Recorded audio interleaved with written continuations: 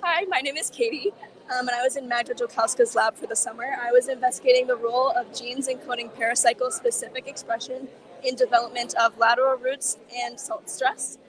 So we previously observed that Arabidopsis, high-affinity potassium transporter, or HKT1, contributes to salt tolerance and lateral root development. And so we hypothesized that the genes encoding paracycle-specific expression are key to lateral root development in salt conditions. And so my project was divided into two pieces. One of them was hairy root transformation and HKT1 promoter cloning in tomato. So we cloned 600 base pairs of HKT1-1 and HKT1-2, which are the two promoters for the two HKT1 genes in tomatoes. And this is an ongoing project. I was really just part of the cloning process, but we have developed these constructs and they will be transformed into a rhizogenase and used for the hairy root transformation, where we will be able to evaluate their cell type specific activity for each promoter. Then the other half of my project was looking at the salinity tolerance of 47 different Arabidopsis mutants. And so the preliminary part of this experiment was plating all the mutants and then imaging them every 2 days, and then tracing all of the roots to calculate the total root size. This involved the main root and the lateral roots. And from this initial experiment, we were able to identify 13 mutants that showed some susceptibility or some tolerance. And those 13 mutants we investigated further in the phenosite here at BTI.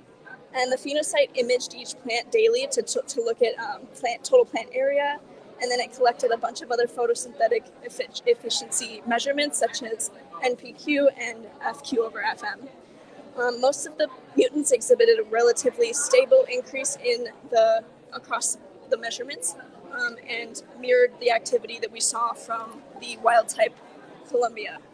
But some of them did show a little to no decrease with the salt treatments, which allowed us to say that the mutants with the 2 stars showed that we suspected them to be tolerant in the initial experiment, and we confirmed that they did have some tolerance with the phenosite experiment. And the ones with just 1 star were suspected to be tolerant, but maybe didn't show as tolerant with the phenosite. So with this data, we can further investigate those select mutants and see if we can manipulate those genes further and ultimately try to create a more salt-tolerant plant.